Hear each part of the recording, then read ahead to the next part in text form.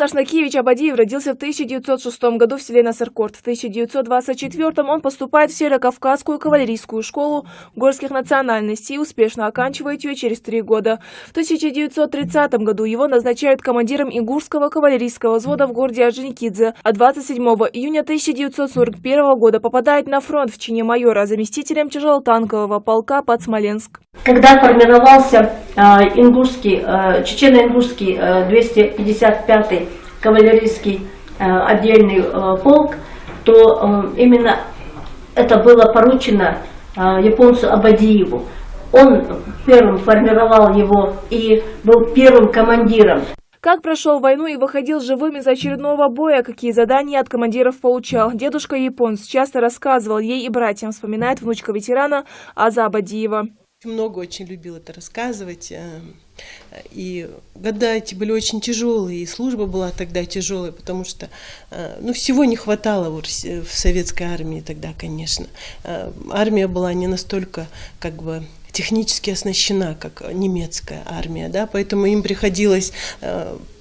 Победы доставались, наверное, путем смекалки, доставались победы благодаря мужеству личному. За все время службы японец Абадиев сменил не одно военное подразделение и полк, но куда бы ни забрасывала его судьба, Абадиев всегда показывал пример мужественности и дисциплинированности, задания, которые поручали командиры, выполнял блестяще. И несмотря на то, что все-таки с танками, на лошадях против танка воевать было тяжело, но у него были успехи большие, он очень хорошо руководил, он очень переживал за своих солдат, которые были у него в подчинении. Выходил из окружения один раз в очень тяжелой борьбе, потеряв очень много солдат, но благодаря мужеству и стратегии против огромной танковой дивизии на 9 лошадях, вот он с 9 своими соратниками вышел из окружения, благодаря чему был удостоен правительственной награды. 12 июня 1942 год. Станция Константиновская Ставропольского края. Кавалерийская дивизия под командованием Абадиева получила приказ выступить против немецкой танковой дивизии. Это казалось невозможным, однако приказы не обсуждаются. В этом бою полегло больше половины дивизии. Уже будучи на пенсии после окончания войны, рассказывая своим родным или близким об этом сражении, он говорил, что именно эта битва стала одной из самых сложных и кровопролитных. В этом бою Абадиев получил несколько ранений. Упавшего от бессилия медсестры, которые искали выживших, сочли его мертвым. Абадиев выжил, а после того, как очнулся истекающей кровью, с трудом дополз до своей части. За весь период войны японец Абадиев не раз получал тяжелые ранения, в этом числе и в голову, после которого у ветерана остался большой осколок. Эта рана мучила его до конца жизни. Он никогда не жаловался на боль или что-то с ним происходящее. Но в голове у него был осколок, то есть его не смогли извлечь. У сердца его был осколок, который постоянно давал о себе знать. Японец Абадиев отдал советской армии 30 лет. После окончания войны он продолжил службу уже как преподаватель военного дела, воспитывая будущих защитников Отечества. Абадиев дослужился до подполковника, был награжден 2 орденами Красного Знамени, орденом Отечественной войны, а после его смерти семье передали орден Ленина. Первые уже бои, которые они проводили, показали, что он по-настоящему готов к этой войне.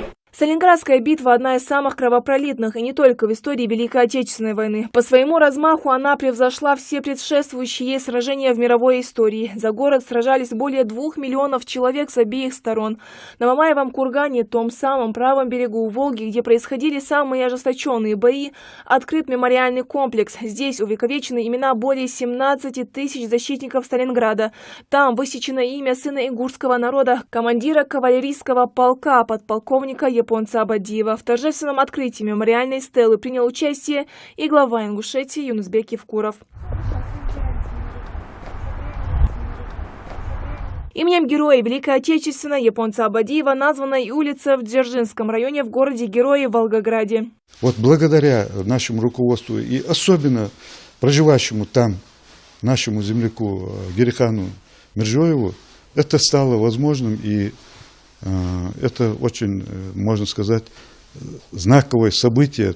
Семья Абадиевых гордится своим мужественным предком и хранит историю жизни ветерана, рассказывая младшим. Шабазгерей Исагов историю своего прадеда, наверное, знает лучше всех. Помнит все даты, названия полков, где он служил или командовал. Его товарищи описывали как очень мужественного человека, большой чести.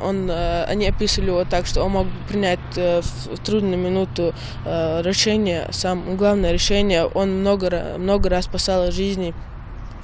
Это такой человек, на которого нужно равняться. Шабазгерей готовится принять участие в шествии бессмертного полка, с гордостью пронести портрет деда и рассказать историю героя Великой Отечественной японца Абадиева.